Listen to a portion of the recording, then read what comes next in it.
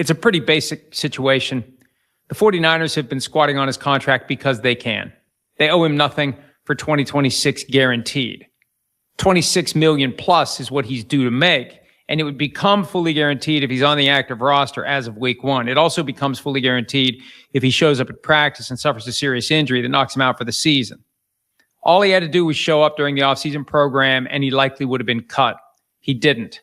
The 49ers have squatted on him trying to trade him. It got ugly last weekend. He posted a video Sunday and then another one Tuesday attacking the 49ers, calling them stupid, calling them dumb, saying they're afraid. They don't want him to go to another team because they're afraid he was going to do.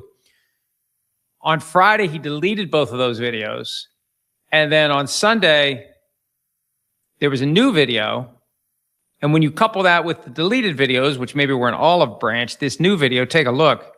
This new video, coming to an end zone near you. He's dancing. There's music playing. He seems happy. He's got a robe and boxer shorts. And it could be, when you combine the deletion of the prior videos, 2 days later, the posting of this video, it could be that he's under the impression that the 49ers are going to release him. And they should. They've proven their point. They don't want him on the team. They tried to trade him. The leverage was you get him for the offseason program and he'll be ready to go, more ready to go for you for the regular season if you give us something for him now. That would have required working out a new deal for Aiyuk as well. And he'll probably sign for peanuts or close to it. Watch the Commanders at the most likely destination. There have been plenty of breadcrumbs tying that together, including the fact that Aiyuk and Jaden Daniels were at one point teammates at Arizona State. So I get the impression, based upon Aiyuk's deletion of the videos and the posting of the new one, that he's under the impression something good is going to happen by way of getting his freedom and having the ability to sign with another team. None of it matters until training camp. Now, I guess you can get yourself a playbook, and there's some limited stuff you can do to prepare for training camp. It's just time for the 49ers to let them go. They proved their point. They got their pound of flesh. They can move on now and do the right thing at this point, because they're going to cut him anyway. And no one's going to trade for him. There's no extra leverage now.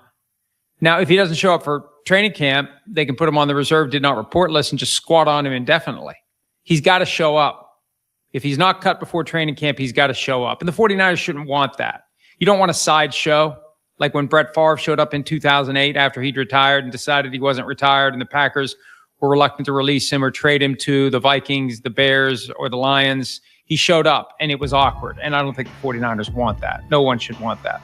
What if Brandon Aiyuk's messy 49ers situation is not just another NFL drama? What if it is the opening Pittsburgh needs to give Aaron Rodgers one last dangerous weapon? Steelers Nation, listen. This is where it gets interesting. Because this is not just another wide receiver rumor. This is not just Pittsburgh chasing a big name because the headlines sound good. This is about Rodgers' final window. This is about giving DK a real partner.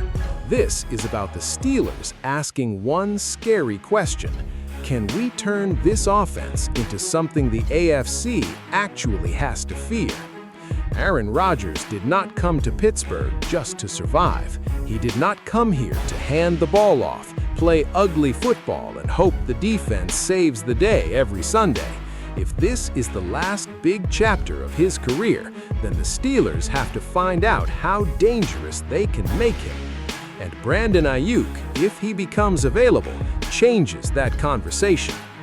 DK Metcalf would bring the power. Brandon Aiyuk would bring the separation. Aaron Rodgers would bring the punishment. That is the vision. DK is the physical problem. He is size, strength, explosion, and intimidation on the outside. Defenses have to respect him before the ball is even snapped. You cannot just leave a corner alone out there and pretend everything is fine. DK demands attention. He demands safety help. He demands physical answers. But here is what people are missing. If Brandon Aiyuk is on the other side, now the defense has a real problem. The problem for defenses would be simple. Help on DK and Aiyuk gets room. overplay Aiyuk, and DK gets the matchup he wants. That changes the entire AFC conversation, because Aiyuk would not just give Rodgers another target, he could give Rodgers the kind of target that keeps an old quarterback dangerous. Rodgers still lives on timing, pre-snap control, manipulation, precision. He does not need chaos with no purpose. He needs receivers who understand space, leverage, rhythm, and where the ball is supposed to be before the defense even realizes it is open. Aiyuk, at his best, is that kind of receiver. Third down, he can separate. Intermediate routes, he can win. Yards after the catch, he can punish angles. Red zone, he gives Rodgers another answer. Defense stacking the box, he makes them pay. DK can scare a defense before the snap. Aiyuk could punish the space that fear creates. Now, picture it. Cold night at Acrisure Stadium. AFC North rival across the field. 3rd and 6, the crowd is tense. DK Metcalf is isolated on one side, staring down press coverage. Aiyuk motions across the formation. Rodgers sees the safety lean toward DK. He changes the protection. He knows where the ball is going before the snap. Snap. Pressure comes. Rodgers does not panic. Ball out. Aiyuk wins inside, catches it in space, breaks the first contact, moves the chains, and the stadium feels it immediately. That is not just another receiver. That is an offense with answers. This would not be Pittsburgh chasing flash.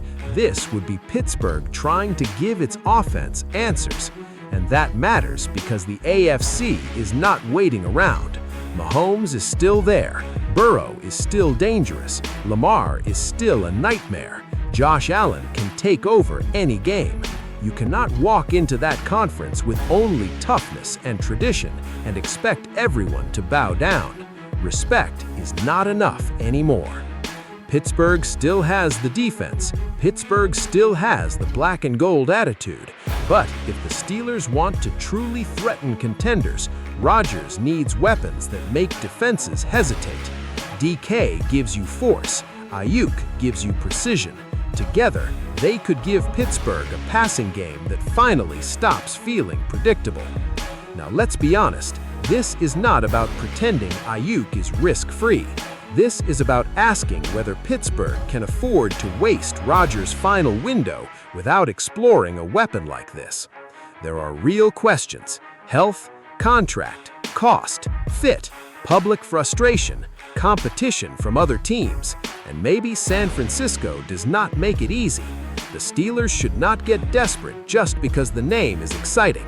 But if the price drops, if the door opens, if Aiyuk becomes available, Pittsburgh has to make that call. Because Brandon Aiyuk could be the piece that turns DK Metcalf and Aaron Rodgers from interesting into terrifying. Steelers Nation, if Brandon Aiyuk really gets free from San Francisco, should Pittsburgh make the call, or would passing on him wasting Aaron Rodgers' final shot? Drop your take in the comments. Could Rodgers, DK, and Aiyuk terrorize the AFC? Is this the weapon Pittsburgh should consider? Hit that like button, subscribe to the channel, and stay locked in for more Steelers talk.